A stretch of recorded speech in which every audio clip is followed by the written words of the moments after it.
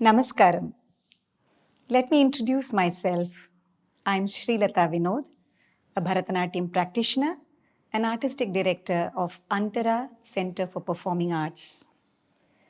I'm extremely grateful to Deepa Ganesh and Upasana for allowing me to share my ideas about Silapadikaram as I presented it in the medium of Bharatanatyam several years ago. Silapadikaram is part of the Tamil tradition, both in its folklore as well as classical idiom.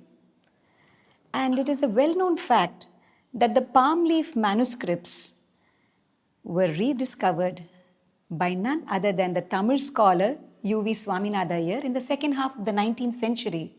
It was he who published it as a partial edition in 1872 and later in its full edition in 1892.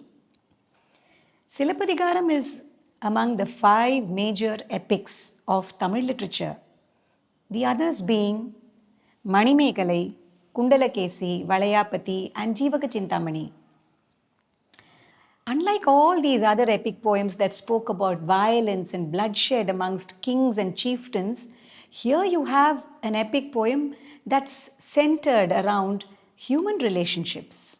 Universal questions are asked, and it is all about an internal emotional war.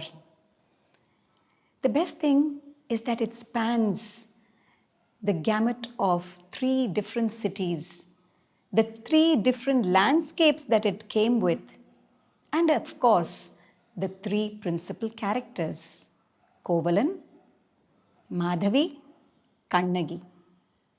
It begins with Kaveri Pumpattinam in the Pugar Kandam. This is where Kannagi is married to Kovalan. He leaves her only to have a relationship with Madhavi the courtesan. However, they have a misunderstanding and he returns to Kannagi. And this is the end of the Puhar Kandam. They decide to move to yet another city, and that is the beginning of the Madurai Kandam, where they want to seek a new life. Well, Kovalan meets a very tragic end due to the twist of fate, and Kannagi seeks revenge by demanding justice from the Pandyan king. She brings down the entire city of Madurai in ashes because of her wrath and anger for the injustice done to her husband. The scene now moves from Madurai Kandam to Vanji Kandam, where she is deified and revered as a goddess, Pattini Devam. So you have 3 characters, 3 cities, and 3 geographical dimensions. So, how can we bring such a beautiful and magnificent epic and reduce it to a presentation through the medium of Bharatanatyam? That was the challenge. And how did I come into the picture? I was invited by Natyarangam in August 2003 to present a dance drama based on the Silapadikaram as part of their annual festival, Kavya Bharatam. And in the tradition of Natyarangam, I was paired with Anirudh Vasudevan, a very bright, energetic, and a mature dancer who had been under the tutelage of Srimati Chitra Vishweshwaran. We were also offered the expertise in the language of Tamil by none other than Dr. S. Raghuraman, who was our resource person. We studied the Silapadikaram with him, and it was he who helped us to edit the relevant verses that would make the main script of the entire presentation. Now, it was all there in the mind. How do we actually visualize it on the stage? I totally relied on the main tenets of the Natya Shastra, which talks about the fourfold Abhinaya, through the body, which is Angika, through the spoken word as Vachika, through the dress and the props as in Aharya, and of course, through emotions as the Satvika Abhinaya. For the Angika Abhinaya, The challenge was that we were just two characters and we had to portray much more. So, Anirudh had to play Sutradhara, the Pandyan king, as well as Kovalan, whereas I had to take on the roles of Sutradhari, Kannagi, and Madhavi. Each of them had a definite and a distinct body language. The adavas, korvays, music, all of it had to enhance the character so that the spectator would not for even a minute be confused whether it was one or the other. This was the challenge for us, for which we had to demarcate the kind of movements to be chosen, the entries and exits, and giving enough room in the presentation for change of clothes as well as the change in scene. The Angika was taken care of in this manner. The Vachika was the main anchor. Ilango Adigal's words, they were our point of reference. But it was such a long epic poem. How do we condense it to a 90-minute presentation? Of course, it was our resource person, Raghuraman sir, helped us to edit the relevant verses. And in this, he played a very crucial part because it was in very chaste Tamil which may not be understood by one and all. So this was another problem. How do we communicate the entire thing in its beauty? Here we requested Sri Raghuraman to pen a few link lyric verses which would connect certain scenes that we would skip so that it would not compromise with the style in which Ilango Adigal wrote and yet make it communicable to one and all in the audience. So this was the Vachika on one side. The other part of the Vachika, which is really the anchor for any production, is its music. And here my partner was Hari Prasad, who comes from the Kalakshetra tradition. He scored the music, took each and every line of Ilango Adigal's and brought it to life. The ragams that were chosen were painstakingly thought out. We decided that it would be definitely distinct to segregate the characters and also bring a seamless flow from beginning to end. It is this music that I believe was really a pivotal role, played a very pivotal role in the success of the entire production. The link lyrics that I had mentioned, I would like to read a couple of lines that would go to show how Raghuraman sir weaved a little bit to link the scene one from the other. These were the lines in Madurai Kandam. When the couple moved towards the city of Madurai, little did they realize what a cruel ending Kovalan was going to have. விதிமுந்த கதி தேடி மதுரை நோக்கி மதியிழந்து போனானே கோவலன் மனையாளுடன் போனானே, which means that destiny led him towards his end. He did not realize what it had in store for him. He went along with his wife. வரும் துன்பம் பெரிதென்று வையை நதி பெருகி வரும் நீர்ப்பெருக்கால் பேசாது உணர்த்தியதை அறியாது போனானே கோவலன் அறியாது போனானே. The waters in the river Vaigai seemed to say, please don't come here, O Kovalan. You do not know what is in store for you. வாராதே வாராதே என்றாடும் கொடி தன்னை பாராதே போனானே கோவலன் மதுரைக்கு பாராது போனானே. There are flags at the entrance of every city, and it usually welcomes those who enter. Here, you find that the flags waved as if to tell or to signal to Kovalan not to come because fate had something else in store. இரு சிலம்பில் ஒரு சிலம்பை விற்க எண்ணி விதி சொன்ன சொல்லாக நான் மாறி வருகுவன் என்று வழிமொழிந்து சென்றானே Kovalan, வழிமொழிந்து சென்றானே.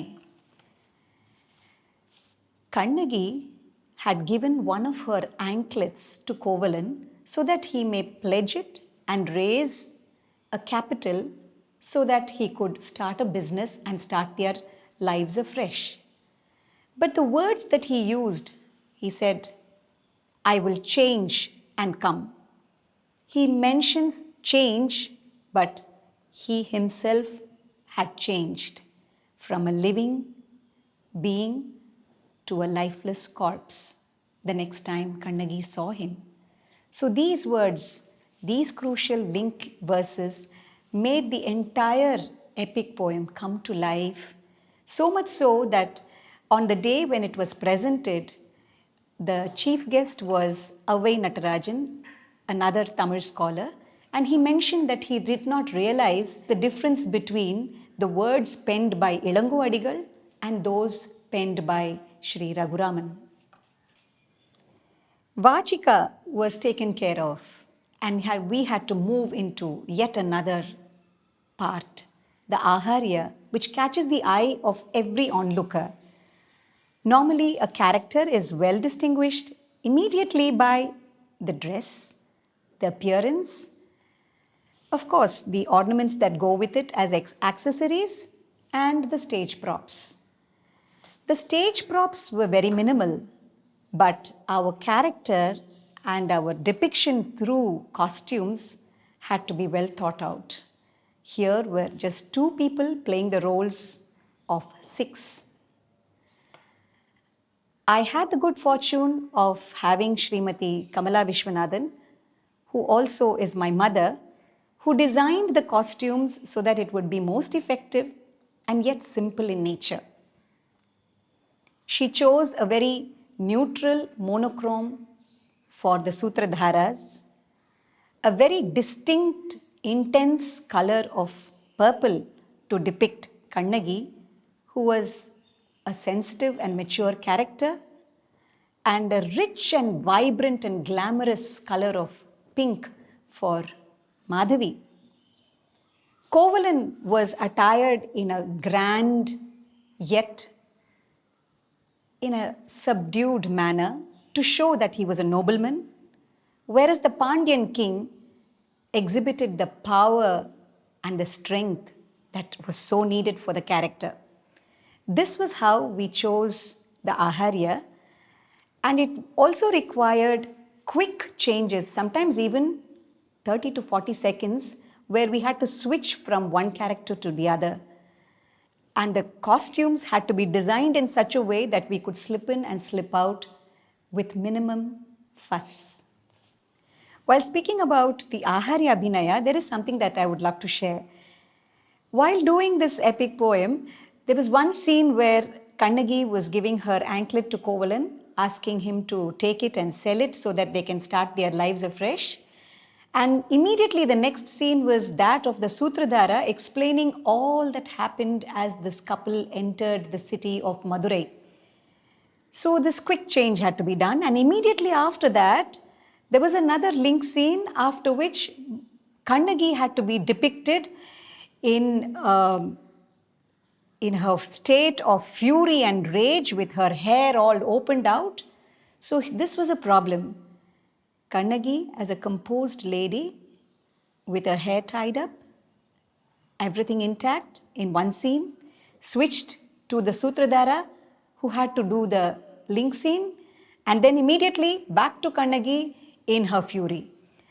So then we tried to bring a new element of shadow play.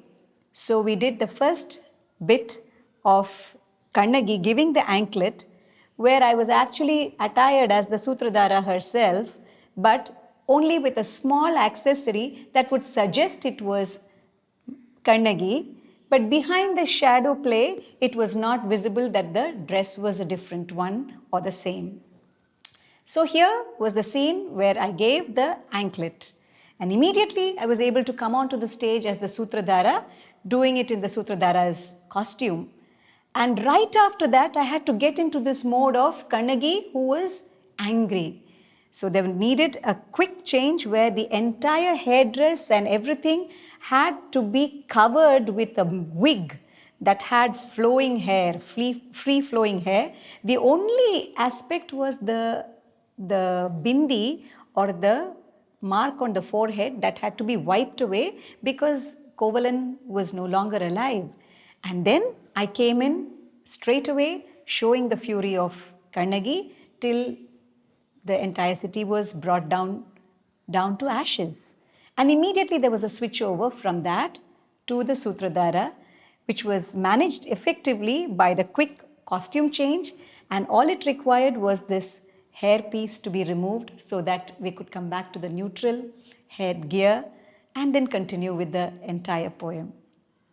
This was the Vachika and then now the Aharya. The last and the most crucial part was the Satvika. Satvika or the Sattva or the essence of this epic poem was in its emotion. Each character had to internalize so much of the feelings that had to be portrayed. So it had to be distinct and yet seemed effortless. Of course, we practiced, rehearsed it many times. But most importantly, we had to forget ourselves and get into the shoes of the characters we were playing, especially when there were quick changes from one character to the other. And we owe it definitely to the training that we have received from our teachers, myself, from the Dhananjayans, and Anirudh from Srimati Chitra Vishweshwaran. The Sattva was thus brought out to the best of our abilities. All we wanted was to bring out the glory of the epic poem, the way Ilango Adigal would have visualized it, so that we could rise up to that level that he was expecting for the epic poem to turn out. The first time we staged Silapadikaram for the Natyarangam Trust, it was in Naradagana Sabha in 2003. The second time around, it was at the Kootambalam in Kalakshetra, and Sri Unnikrishnan, who trained in Kalakshetra, had to fill in the shoes of Anirudh Vasudevan for the second time. I would love to conclude that this was a memorable experience and that I truly believe that we have to respect the principles of the art which is larger than ourselves. The idea for us was to convey and communicate the poet's intent, here the author's intent, Ilango Adigal, and the lines of the epic poem was definitely much, much higher and above than all that we stood for. We were only in the hope of rising up so that we could live up to the challenge that he posed and communicate the spirit of the intent through the medium of Bharatanatyam. And that is what I truly believe in, to not compromise with the intent of the composer or the poet. Thank you.